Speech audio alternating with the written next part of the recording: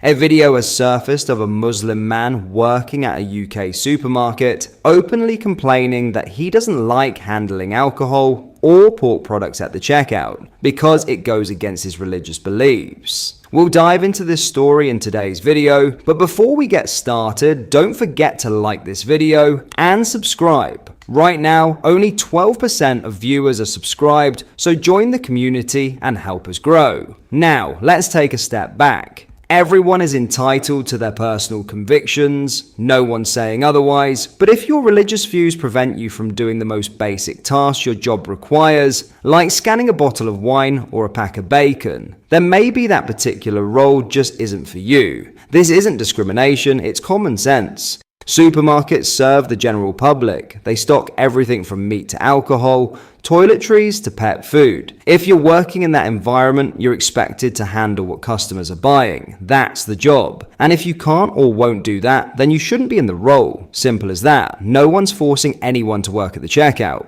There are thousands of other jobs that don't involve alcohol or pork. But walking into a workplace and demanding that your personal beliefs override your job duties or company policy isn't integration, it's entitlement. And let's be honest, if a Christian or atheist walked into a halal butcher shop and said, "Sorry, I don't feel comfortable selling halal meat," they wouldn't last 5 minutes, because that's not how employment works. You take a job understanding the role, or you don't take it at all. Have a watch of this clip. Really hard seeing brothers and sisters, at the checkout in the supermarket, like I am now, and you see brothers and sisters, sisters with their hijab and brothers with their beards and the name tag with their name on it, and having to handle alcohol, and it hurts. It's not easy finding jobs in the UK, especially in this situation right now. And sometimes these are the jobs that are available. Well, it makes it easy for them to find something better. Sometimes in some of these places you're able to ask to go on the vegetable counter or do some job in the company which doesn't involve you handling alcohol or something else, which is hard. These are the challenges in the West. And yes. What are your thoughts? Look, no one's forcing him to work there. If you knowingly take a job at a supermarket in the UK, you're going to be expected to sell everyday items like alcohol and pork. That's just part of the job. You don't get to sign up, cash the paychecks, and then demand special treatment because certain products offend your beliefs. That's not how the working world works, not here in the UK. In other news, millions of pensioners risk becoming second-class citizens in their own country thanks to digital ID, a leading campaign group has warned. Silver Voices, a non-profit dedicated to supporting the over 60s, has blasted Sir Keir Starmer's government for disempowering and preventing older people from being full members of society without a smartphone. Data from Age UK shows that 4.3 million older people don't use smartphones, with 1.6 million people in the same age category not using a mobile at all. Dennis Reed, the director of Silver Voices, said, "We are very concerned about digital IDs, as it will disempower millions of pensioners without smartphones. It's outrageous that the government has floated the proposals without any plans whatsoever for those without a smartphone. It is not acceptable. You can't introduce digital IDs without saying how it will affect the whole population." Mr. Reed pointed to plans to extend the scheme to benefits and services to stress the importance that everyone can engage with it. Otherwise, he warned, people become second-class citizens in their own country.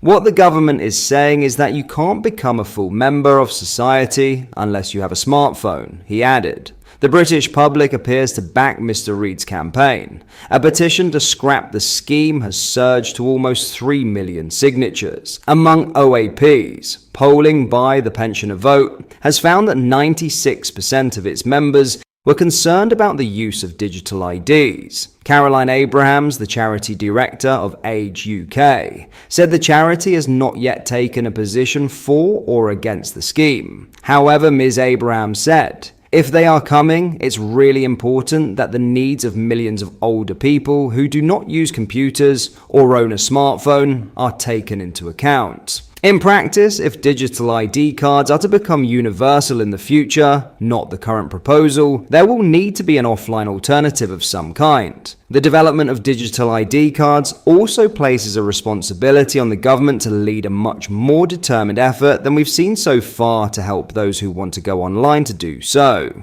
The government says its digital ID rollout aims to streamline access to services and improve identity checks. The IDs will be stored on smartphones and used for services such as paying tax, driving licenses, and claiming benefits. Paper-based methods will remain in place for people during the transition period. But Shadow Work and Pension Secretary Helen Whately said that Labour has made a critical oversight. The government is assuming that everyone will have a smartphone, she said. Just like with winter fuel payments, they have failed to check who will suffer because of their rushed announcement. Thousands of pensioners don't have smartphones. I wouldn't be at all surprised to see digital ID cards become Labour's next U-turn. Even the Prime Minister's own MPs have turned on the scheme. Labour MP Graham Stringer said, "At a time of budget pressure, embarking on a scheme that will cost at least £3 billion and wasn't in the manifesto is not justified." Reform UK's Lee Anderson, meanwhile, branded digital IDs a pathetic attempt by the government to pull the wool over our eyes and act as though they have any control over the catastrophic levels of illegal immigration into this country. He said, "Now we learn that older people and pensioners will be at a disadvantage because of these ill-conceived proposals. This scheme will only impinge on the freedoms of law-abiding Brits and create the illusion of plugging the leak, when, in reality, they have allowed the floodgates to fling open. A full rollout is expected by the end of this Parliament. Public consultation will shape the ID's final plans, with support promised for those without any digital access." The government has been approached for a comment. Richard Tice has blasted the UK government over its role in the Gaza ceasefire, saying Britain has been utterly humiliated on the international stage. Speaking recently, the Reform UK deputy leader said the Labour government had abandoned and betrayed Israel in a moment of need. "I was in Israel just 2 weeks ago," Mr. Tice said. "I met President Herzog, I met the foreign minister. The whole of Israel is furious with Keir Starmer and this government." He described the Prime Minister's upcoming trip to the signing ceremony in Sharm el-Sheikh as literally gate-crashing Donald Trump's success.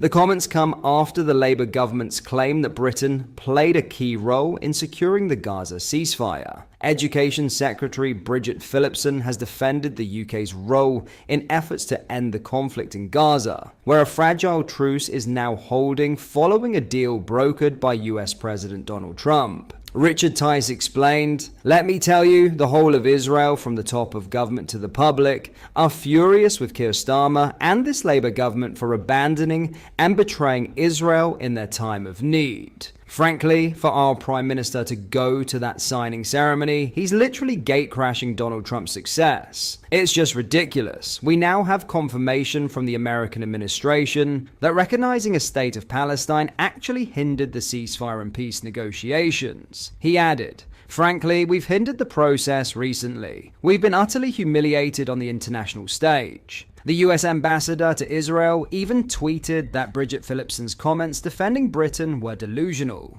"Under this government, I don't have much hope, but under a Reform UK government, we will restore Britain to the top table and lead from the front." As part of the deal to secure the hostages' release, around 250 Palestinian prisoners serving life sentences in Israel are set to be freed. A further 1,700 Gazans detained by Israeli authorities will also be released. Among those being freed are high-profile figures convicted over deadly attacks on Israeli civilians, including Marwan Barghouti and Ahmad Sadat. Of the 48 hostages still held in Gaza, only 20 are believed to be alive, and they have now been returned to Israel. Later on Monday, Mr. Trump will travel to Egypt for an international summit, aiming to end the war. What are your thoughts on what we discussed in today's video? Let me know down in the comment section below. If you have not yet already, make sure you do drop a like on this video and subscribe to the channel for more British content. Thank you, take care, goodbye.